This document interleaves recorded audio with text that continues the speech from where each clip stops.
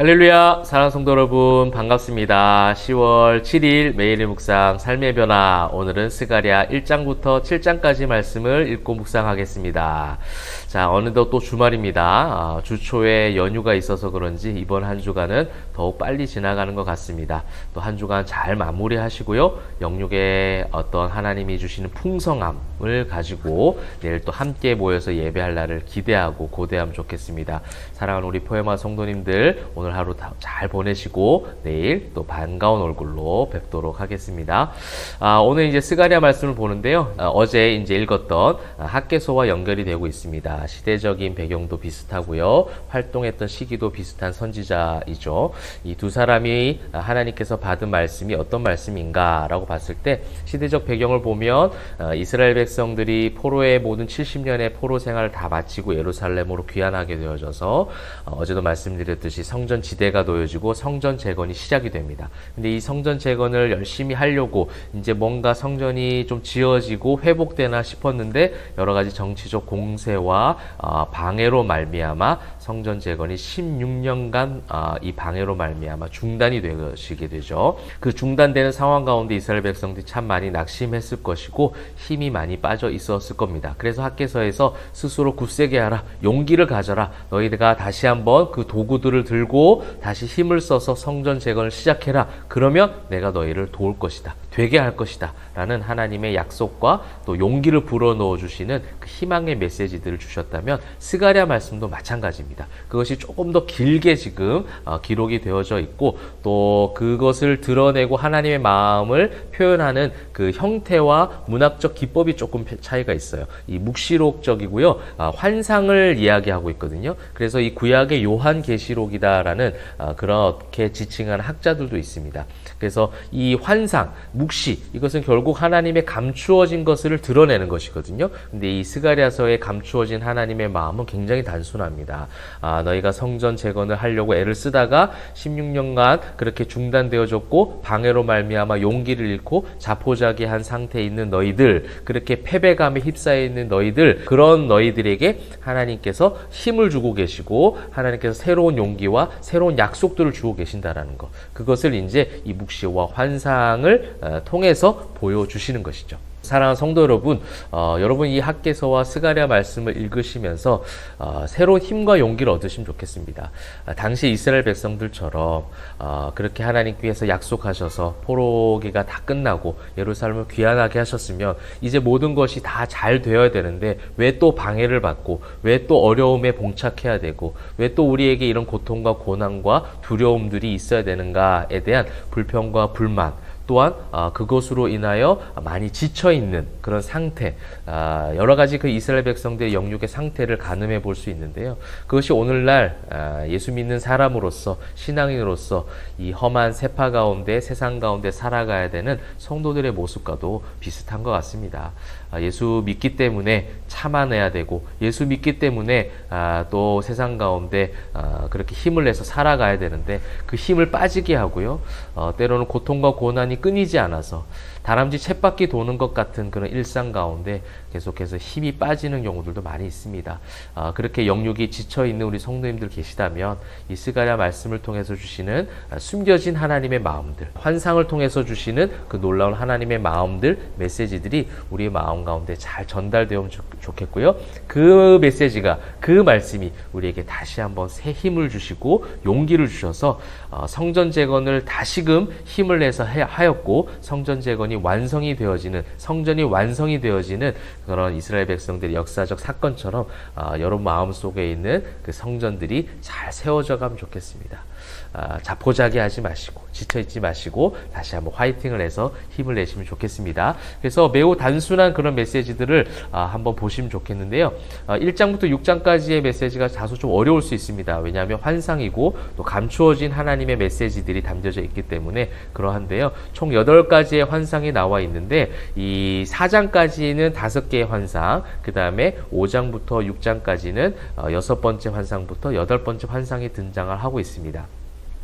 이 환상 하나하나에 담겨진 모든 해석적 의미를 다 설명드릴 수 없어서 굉장히 관추려서 제가 말씀을 드려볼게요. 1장에는 두 가지 환상이 나오고 있는데요. 말탄자 환상과 넷불 환상이 나오고 있습니다. 그 다음에 스가랴 2장에는요. 측량줄 환상이 나오고 있고요. 스가랴 3장에는 대제사장 환상이 나오고 있습니다. 또 4장에는 순금 든대 환상이 나오고 있죠.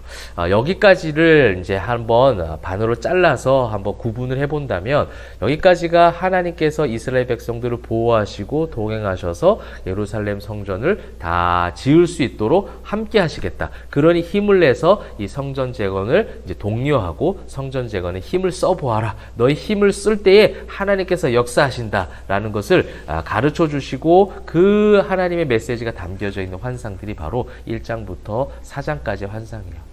그래서 하나님이 동행하시고 또 하나님께서 이 성전을 이 측량줄 환상을 통해서 하나님께서 친히 이 성전을 완성시키실 것이고 그 다음에 이제 3장의 대제사장 환상처럼 모든 이스라엘 백성들의 그 흔들렸던 정체성 있잖아요. 하나님의 백성인데 하나님의 친자녀들인데 왜 이 포로기가 끝나고 돌아왔는데도 이러한 어려움을 당해야 되는가, 이러한 방해를 받아야 되는가, 이 방해 속에서 하나님의 자녀란 정체성까지 흔들려가고 있는 그때에 하나님께서 새로운 정결한 관을 씌워주시고 그들을 새롭게 하시겠다. 내가 너희의 아버지가 되어주고 내가 너희의 왕이 되어서 그렇게 너희를 통치하고 다스리고 있으니 걱정 말고 그렇게 하나님 붙잡고 믿음으로 달려가라 라는 메시지가 담겨 있고요. 또 4장에도 마찬가지입니다. 이 4장 6절에 보시게 되면 만군의 여호와께서 말씀하시되 이는 힘으로 되지 아니하며 능력으로 되지 아니하고 오직 나의 영으로 되느니라. 아멘.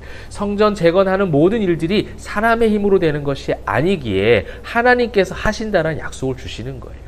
그러므로 힘을 내서 조금만 더 힘을 내서 달려가게 되면 하나님께서 그 가운데 도우시고 함께 하시겠다라는 약속을 계속해서 지금 보여주고 계시는 겁니다.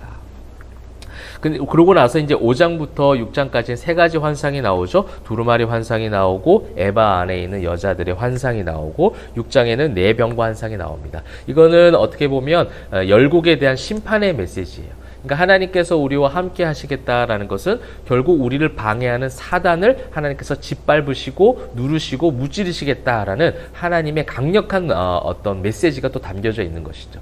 우리를 해하려고 하는 우는 사자와 같이 두루 삼킬 자를 찾는 그 사단 마귀가 우리를 삼킬 것처럼 다가오지만 하나님이 결국 그 모든 것을 다 막아주실 것이다 라는 겁니다.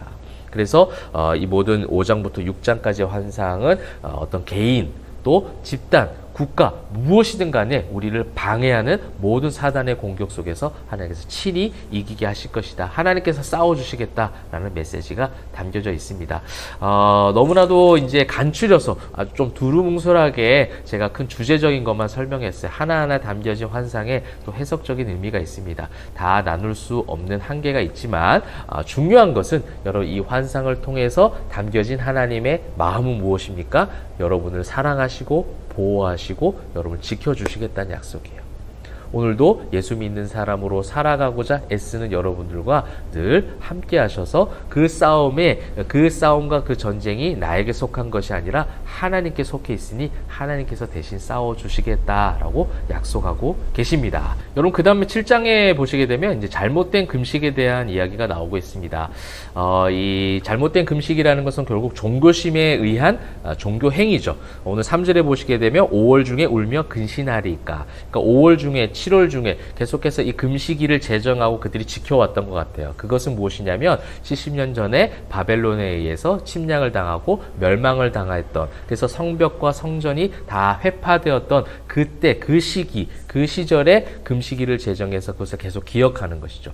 근데 그것이 이제 기억하는 것이 결국은 어떤 하나님 앞에 회개하는 것이 아니었다는 거죠. 사실은 그 무너지고 모든 그 예루살렘이 멸망했다라는 것에 대한 가장 중요한 하나님께서 원하셨던 마음은 회개였어요. 여호와께 돌아오는 거예요. 여호와께 돌아오고 회개하기 위한 금식이었으면 괜찮은데 오늘 이제 성경에 보시게 되면 5절 6절 다섯째 달과 일곱째 달에 금식하고 애통하였거니와 그 금식이 나를 위하여 한 것이냐. 너희가 먹고 마실 때 그것은 너희를 위하여 먹고 너희를 위하여 마시는 것이 아니냐. 이것이 이제 종교인의 모습이라는 거예요. 금식을 제정했지만 하나님 앞에 나아가는 통로를 마련했어요. 예배든 특세든 금식이든 절기든 무슨 어떤 것이든 교회에서 마련한 뭐 여러 가지 하나님과 소통할 수 있는 창구를 마련했지만 그것이 결국 기복적인 신앙으로 흘러갔다는 거예요. 이건 또 어떻게 보면 신앙은 아니죠. 기복적 종교심으로 흘러갔다는 거죠. 이것을 이제 하나님께서 7장에서 책망하시는 것이죠. 그래서 이 예루살렘 성전의 모든 재건이 방해받을 때 그 방해로 인해서 그들이 모든 것을 포기하고 자포자기하고 지쳐있는 그 상황 가운데 그렇게 열심히 너희들이 금식하고 기도해왔건만 지금 이 지쳐있는 것이 결국 종교심 때문이 아니냐. 너희 힘으로 하는 것이 아니야. 나를 바라봐야지. 너희를 위하여 먹고 마시고 너희를 위하여 종교 생활 활동한 것은 결국 이렇게 힘을 잃지 않느냐. 힘을 발휘할 수 없는 이때가 오지 않았는가에 대해서 가르쳐 주시는 거죠. 그래서 다시금 하나님께서 힘을 주셔서 그 일들을 감당할 수 있는 새 영을 불어 넣어 주시는 것입니다. 사랑하는 성도 여러분, 내 힘으로 또 내 의지로 내 지식으로 경험으로 이 땅을 살아가기에 너무나도 벅찬 것 같습니다. 스가랴 말씀을 통해서 주시는 하나의 메시지가 있잖아요. 내 영을 주시겠다 하셨어요. 저는 오늘 그 4장 6절 말씀이 가장 마음에 많이 와닿았던 것 같습니다. 이는 힘으로 되지 아니하며 능력으로 되지 아니하고 오직 나의 영으로 되느니라. 하나님의 영으로 말미암아 승리하시는 우리 교회와 가정 여러분들 다 되시기를 주님의 이름으로 축복합니다. 기도하겠습니다. 사랑과 은혜가 풍성하신 하나님, 우리의 힘으로 능력으로 되지 않음을 고백합니다. 주님의 영이 우리 교회와 가정과 성도들 삶 가운데 있음을 믿사오니 그 영으로 말미암아 지쳐있는 영육이 다시 한번 소생케 되어지고 다시 힘을 얻을 수 있도록 축복하여 주시옵소서. 감사드리며 살아계신 예수 그리스도의 이름으로 기도합니다. 아멘.